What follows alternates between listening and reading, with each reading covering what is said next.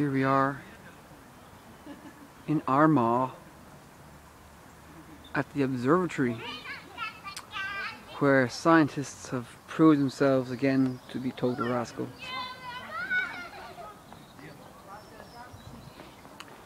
Because really, it's quite simple. They have built all these machines and contraptions to, you know, to look at the night sky and to study the planets and to plot out where they live. So they're sitting on this little planet called Earth, and they're using these telescopes to peer up at the night sky and look at all the planets like Saturn, Jupiter, Chris, I have no idea what it is, Mars and Earth. So we're sitting on Earth. 2005 October, Earth is here. So we're sitting on Earth. Here we are on Earth, and they're peering out at the universe, and they're seeing Mars, and they're seeing Jupiter, and they're seeing Uranus, and they're seeing small children in space from Earth. But if you go to the Vedic teachings, the Srimad Bhagavatam, it gives all these stars and planets and their orbits around the sun. I mean, the Vedas were talking all about planets orbiting suns, and even planets that we haven't even discovered yet orbiting suns. And they built these big contraptions, these big telescopes, to peer up at the night sky, to say, no, we can't trust these, what do you call them, scriptural, ancient scriptures. We can't trust them. We can't rely on them.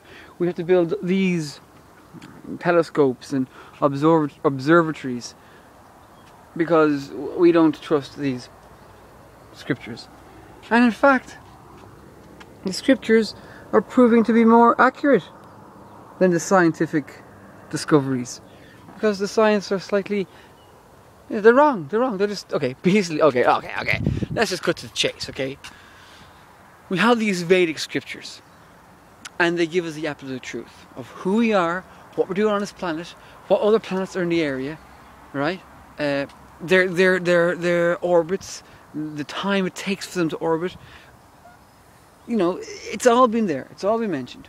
So scientists, of course, they come across this knowledge, but yet somehow still they don't accept it, so I have to build all these big constructions because they don't trust it. And finally they do discover all these planets, and then they say, oh, yeah, okay, so the scripture was correct, and maybe they do know. Of course they do. And not only do they know that, but they also know that God created it all. It all came from the divine, the creator. But they can't accept that, because if they accept that, that means they're going to have to do something like worship him. Oh, God forbid they worship anybody. No, can't worship God. No, but we all know why we're on this planet in the first place, because we want to play God. We want to be God. Isn't that right, RTD2? That's RTD2 there. RTD2. So yeah, here we are in the observatory. Really cool. But not really, because when you think about it, it's just a bunch of little spoiled children not willing to listen to the sages, the wise men who tell them, yes, we revolve around the sun. Yes, there are so many planets. Yes, it takes this amount of time to go around. So why don't you believe us? Because if you know this, then you know about God. And then you know that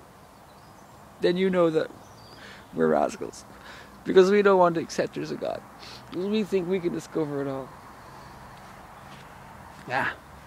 So yeah, I just thought I'd just bring you around to the observatory here and show the rascal scientists and the amount of money they spend and researching. Oh my God, they bring wild animals drooling slobber around the place. Oh my God. That's just a puppy dog apparently. So yeah, these rascal scientists, and they're spending all this money, and donating lots of money and getting government grants so that they can spend more money on, you know, it's all there in the Vedic scriptures and in other scriptures telling people all about the world we're living on. But they won't accept it because, of course, by accepting it, that means they have to accept an authority, and we all know they don't want to accept any authority except their own. So they stare on a little rock planet and look up at the stars and ponder and wonder where it all came from. Well, we already know it all came from God. Who's a scientist now, baby? Okay, so yeah. Cool spiral staircase up. The heavens declare the glory of God. Oh, this tablet erected in 1795 was restored in May 1918 in dear memory of Joseph Alfred Handcastle. Oh, the heavens declare the glory of God. Now that's nice, you know, that's nice. That the scientists actually went, okay, listen, we just want to look at God's glory. It's nice. I've just been chastised by a plaque of saying don't be so judgmental. That these scientists might actually still believe in God, but they're just looking at the glories of God and the beauty of that exists in this heavens. The heavens glorify God, or whatever it was. I can't remember. How do you go mind? Yeah. Hello. There's a scientist there, though. His little purple hat. This is purple chakra. Okay, so I better go now, and thank you for joining me on my journey around the, what is it? Arma Observatory. Hare Krishna. Hare Ram.